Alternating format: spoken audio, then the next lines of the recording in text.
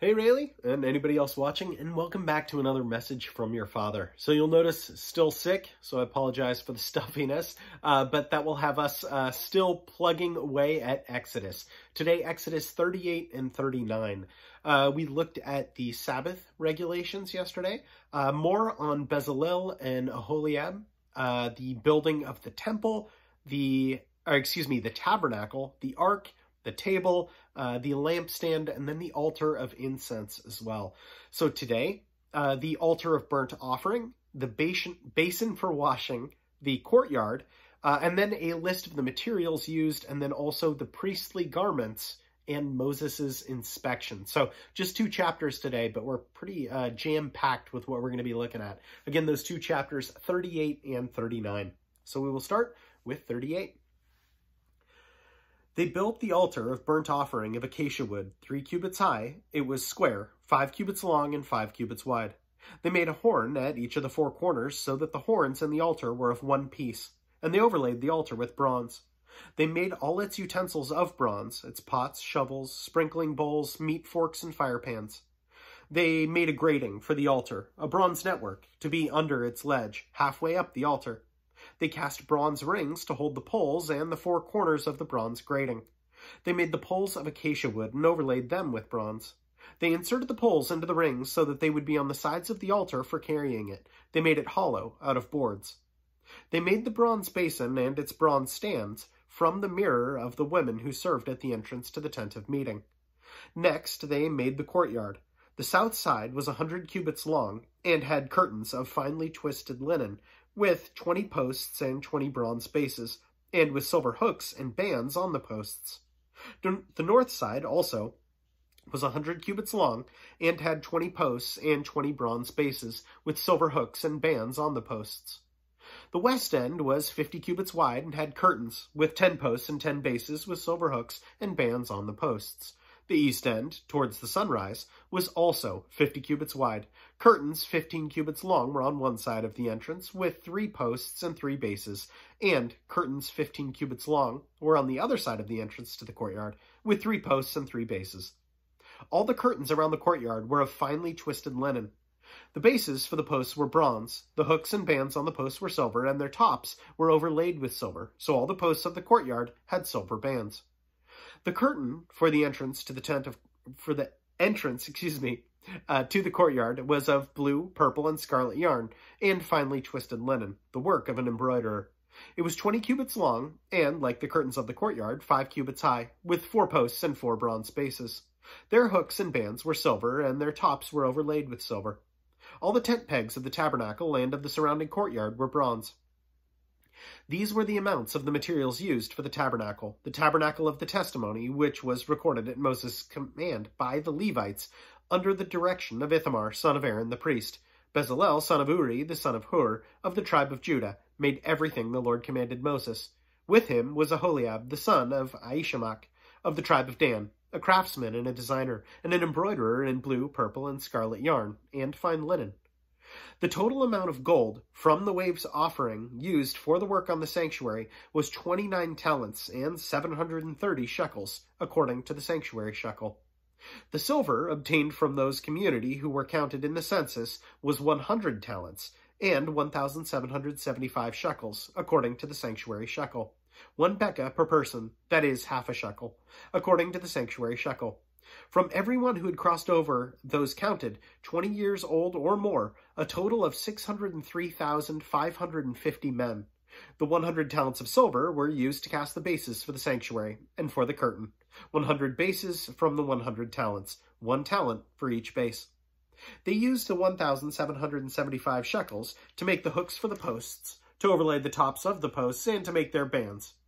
The bronze from the wave offering was 70 talents and 2,400 shekels. They used it to make the bases for the entrance to the tent of meeting, the bronze altar with its bronze grating and all its utensils, the bases for the surrounding courtyard, and those for its entrance, and all the tent pegs for the tabernacle and for those for the surrounding courtyard. Chapter 39. From the blue, purple, and scarlet yarn, they made woven garments for ministering in the sanctuary. They also made sacred garments for Aaron, as the Lord commanded Moses. They made the ephod of gold, of blue, purple, and scarlet yarn, and of finely twisted linen. They hammered out the thin sheets of gold and cut strands to be worked into the blue, purple, and scarlet yarn and fine linen, the work of a skilled craftsman. They made shoulder pieces for the ephod, which were attached to 2 of its corners so that it could be fastened. Its skillfully woven waistband was like it, of one piece with the ephod and made with gold, with blue, purple, and scarlet yarn, and with finely twisted linen, as the Lord commanded Moses. They mounted the onyx stones in gold filigree settings and engraved them with a seal, like with the names of the sons of Israel. Then they fastened them on the shoulder pieces of the ephod as memorial stones for the sons of Israel, as the Lord commanded Moses. They fashioned the breastpiece, the work of a skilled craftsman, and made it like the ephod, of gold and of blue, purple, and scarlet yarn, and of finely twisted linen. It was square, a span long and a span wide, and folded double. Then they mounted 4 rows of precious stones on it. In the first row there was a ruby, a topaz, and a beryl. The second row was turquoise, a sapphire, and an emerald. In the third row, jacinth, agate, and amethyst. In the fourth row, chrysolite, and onyx, and jasper. They were mounted in gold filigree settings. There were 12 stones, one for each of the names of the sons of Israel, each engraved like a seal with the name of one of the 12 tribes. For the breastpiece, they made braided chains of pure gold, like a rope. They made 2 gold filigree settings and 2 gold rings, and fastened the rings to the two of the corners of the breastpiece. They fashioned the 2 gold chains to the rings at the corners of the breastpiece, and at the other end of the chains to the 2 settings, attaching them to the shoulder pieces of the ephod at the front. They made 2 gold rings and attached them to the other 2 corners of the breastpiece, on the inside edge next to the ephod. Then they made 2 more gold rings and attached them to the bottom of the shoulder pieces, on the front of the ephod, close to the seam just above the waistband of the ephod. They tied the rings to the breastpiece to the rings of the ephod with the blue cord connecting it to the waistband, so that the breastpiece would not swing out from the ephod, as the Lord commanded Moses. They made a robe for the ephod entirely of blue cloth, the work of a weaver, with an opening in the center of the robe like the opening of a collar, and a band around the opening so that it would not tear. They made pomegranates of blue, purple, and scarlet yarn and of finely twisted linen around the hem of the robe, and they made bells of pure gold and attached them around the hem between the pomegranates. The bells and the pomegranates alternated around the hem of the robe to be worn for ministering, as the Lord commanded Moses. For Aaron and his sons they made tunics of fine linen, the work of a weaver, and the turban of fine linen, the linen headbands, and the undergarments of finely twisted linen. The sash was of finely twisted linen and blue, purple, and scarlet yarn, the work of an embroiderer, as the Lord commanded Moses.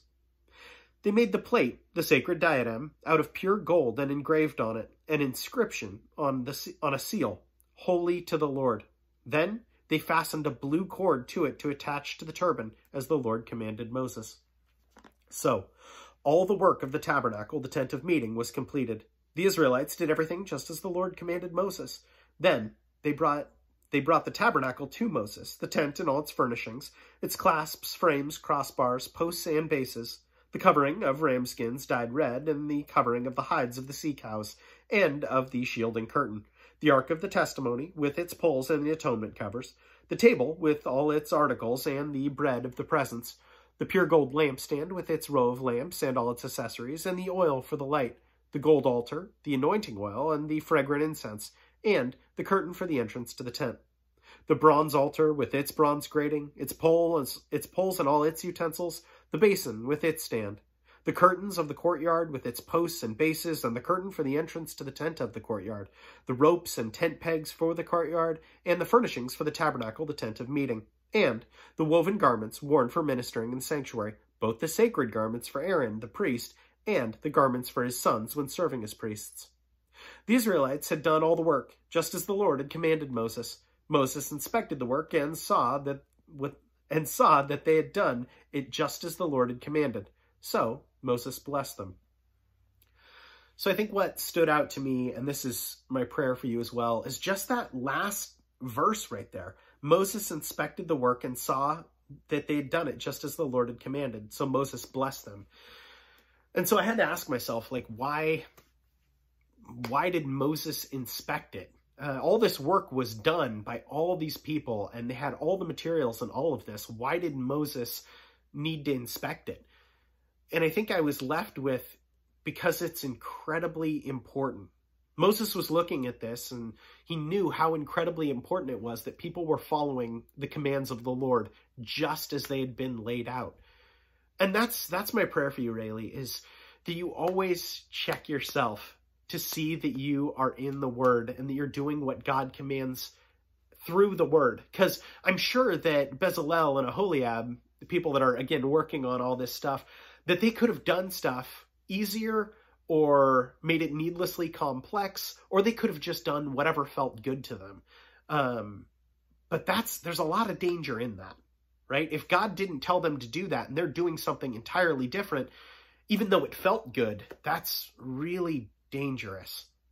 I mean, I would hope that you can see a little bit of the application here. Unfortunately, there's that verse out there, and I had to write it down, Matthew 7:22 and 23. And that's when Jesus is talking about when judgment time comes and people are standing in front of Jesus and they say, yeah, but didn't we do all this stuff? Didn't we cast out demons in your name? Didn't we proclaim your name and do all this stuff? And Jesus will say, in that day, I'll say to them, away from me, I never knew you, you workers of iniquity. Because these people weren't checking themselves, and these people won't check themselves against the Word. So their faith and their belief is in something that's not Christ.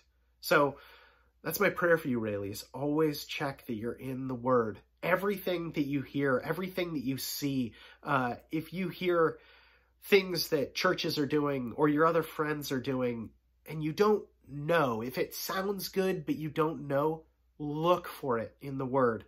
Make sure that God's Word is being fulfilled. And if it's not, then it's time to look at that really, really skeptically and recognize that we only want to do what God is telling us to. Anyway, know that I love you and I'm praying for you. And anybody else watching, know that I love you as well and I appreciate you. And we'll plan on seeing you tomorrow. See you, friends.